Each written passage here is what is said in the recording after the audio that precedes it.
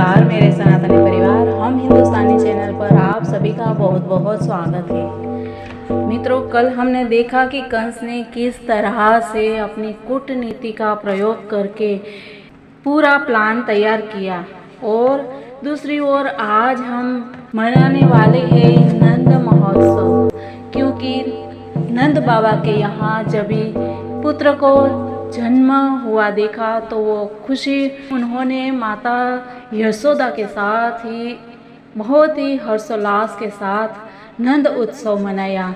तो आज हम चलते हैं गोकुल नगरी।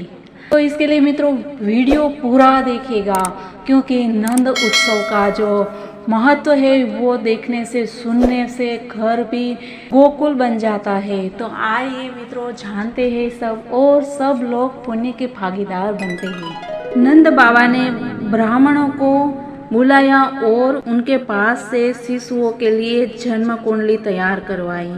शिशु जन्मोत्सव के पूर्व एक अन्य उत्सव भी किया जाता है, और उसमें परिवार के लोग स्नान करके शुद्ध होते हैं और आभूषण तथा सुंदर वस्त्रों से अपने आप को सजाते हैं, और तब वे सब शिशु तथा ज्योतिषी के समक्ष शिशु का भविष्य सुनने के लिए उपस्थित होते हैं। अतः नंद महाराज तथा उनके परिवार के अन्य लोग वस्त्राभूषित होकर जन्मस्थान के समक्ष आकर बैठ गए।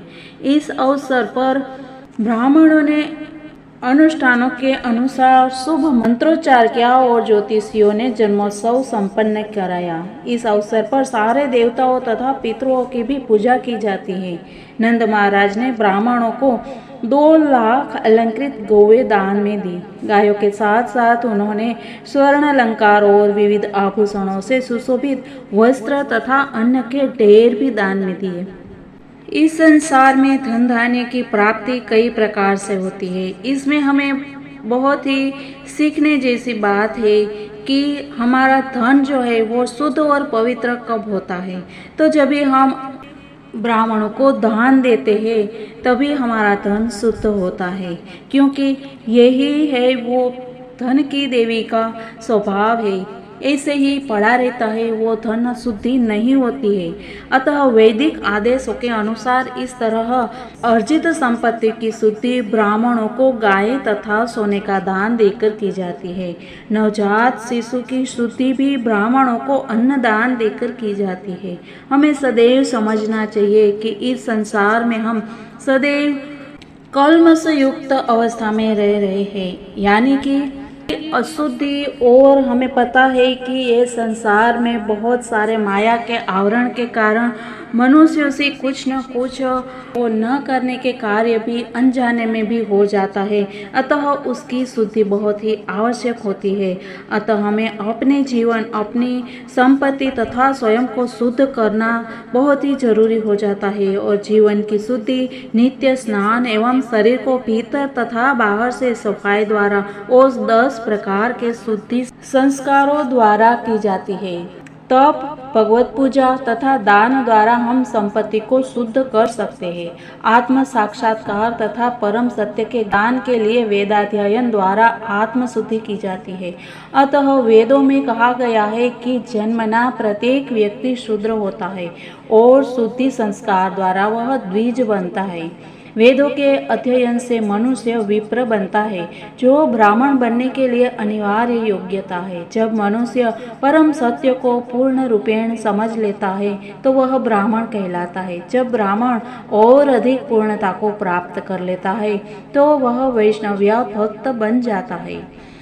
उस उत्सव में एकत्रित सारे ब्राह्मणों ने शिशु के सौभाग्य के लिए विविध वैदिक मंत्रों का स्तवन किया। विविध मंत्रोच्चार सुत, मागध, वंदी तथा विरुदावली कहलाते हैं। इन मंत्रों तथा गीतों के उच्चारण के अतिरिक्त फेरी और दुदुम्बिया भी घर के बाहर बज रही थी। इस अवसर पर सभी घरों में विविध हर्ष ध्वनियां सुनाई पड़ती थी। घरों के भीतर तथा बाहर पीसे चावल से नाना प्रकार के कलापूर्ण चित्र बनाए गए थे, यानी कि रंगोलियां बनाई थी, और सड़कें तथा गलियां भर में सुगंधित जल छिड़का गया था। छतों तथा छज्जों के विविध प्रकार की झंडियाँ तथा बंधनवार तथा पत्तियों से सजाया गया था। सारे द्वार हरे पत्तियों तथा फूलों से बनाए गए थे। सारी गायें, बछड़ों तथा सांडों को तेल तथा हल्दी से लेप लगाया गया था। गेरू आदि रंगीन खनिजों से उन्हें चित्रित किया गया था। उन्हें मोर पंख के हार पहनाए गए थे और वे रंगीन वस्त्र तथा सुनहरे हारों से सुसज्जित थे। जब सभी हर्षोन्मत्त ग्वालों ने सुना कि श्री कृष्ण के पिता नंद महाराज अपने पुत्र का जन्मोत्सव मना रहे तो वे परम प्रसन्न हुए। उन्होंने बहुमूल्य वस्त्र धारण किए और विविध प्रकार के वस्त्र, कर्णाभूषण तथा हारों से अपने शरीर को सजाया तथा अपने सिरों में बड़ी बड़ी पगड़ियां धारण की। इस प्रकार से वस्त्राभूषित होकर वे विविध प्रकार के भेंट लेकर नंद महाराज के घर आए। जब समस्त गोपियों ने सुना कि यशोदा ने पुत्र को जन्म दिया है तो वे आनंद से विभोर हो उठी और उन्होंने भी विविध प्रकार के अमूल्य वस्त्र तथा आभूषण से अपने को अलंकृत किया और अपने शरीर में सुगंधित द्रव्य भी लगाए। उनके कानों में मोती की बालियां थी, गले में रत्न जड़ित हार थे और उनके होठ तथा नेत्र विभिन्न प्रकार से अलंकृत यानी कि काजल से अलंकृत था। उनके हाथों में स्वर्णिम चूड़ियां थी। इस प्रकार गोपियाएं नंद यशोदा के घर पहुंची और बालक को इस प्रकार आशीष देने लगी, हे बालक, तुम हमारी रक्षा के लिए चिरंजीव हो। जब वे इस प्रकार बाल कृष्ण को आशीर्वाद दे रही थी तो उन्होंने तेल में बना हल्दी का लेप, दही, दूध तथा जल का मिश्रण न केवल बालक पर अपितु वहां पर उपस्थित अन्य सभी लोगों पर छिड़का। इस शुभ अवसर पर संगीतकारों द्वारा विविध प्रकार के बाजे भी बजाए जा रहे थे और वातावरण बहुत ही सुंदर था। जब ग्वालों ने गोपियां की लीलाएं देखी तो वे अत्यंत प्रमोदित हुए और वे भी उन पर दही, दूध, मक्खन तथा जल छिड़कने लगे। फिर दोनों ओर से मक्खन फेंका जाने लगा।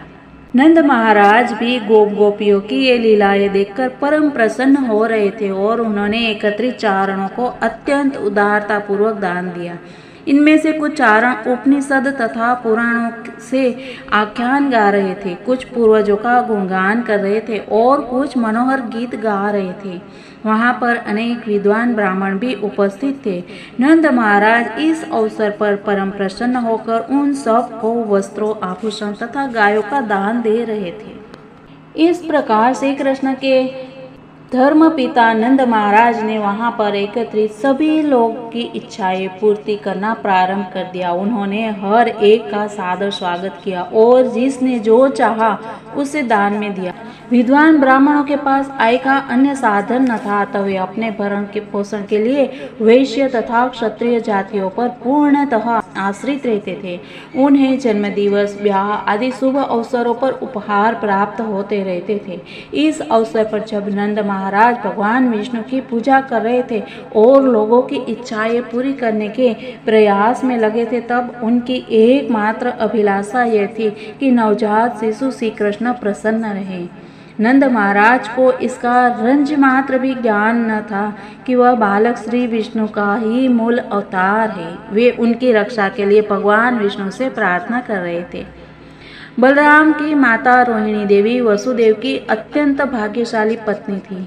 यद्यपि वे अपने पति से दूर थी किंतु महाराज नंद के पुत्र श्री कृष्ण के जन्मोत्सव पर उन्हें बधाई देने के लिए उन्होंने भी सुंदर वस्त्र धारण किए। वे माला, कंठार तथा अन्य आभूषण पहनकर उस स्थान में आई और इधर उधर टहलने लगे।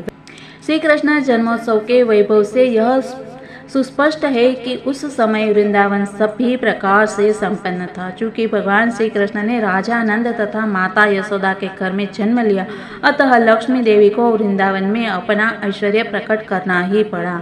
ऐसा प्रतीत हो रहा था मानो वृंदावन पहले से लक्ष्मी देवी की क्रीड़ा स्थली बन चुकी हो। मित्रों, इस प्रकार बहुत ही सुंदर और भव्यता से श्री कृष्ण का जन्मोत्सव मनाया गया और सब लोग के मुंह पे यही था कि नंद घेर आनंद भयो जय कन्हैया लाल की, हाथी घोड़ा पाल की जय कन्हैया लाल की। इस प्रकार सबके हृदय में श्री कृष्ण की कृपा हमेशा बनी रहे और सबका घर गोकुल बन जाए, गोकुल वृंदावन बन जाए। यही उम्मीदों के साथ हम मिलते हैं कल की बातों में। तब तक के लिए सबको जय हिंद, वंदे मातरम, भारत माता की जय।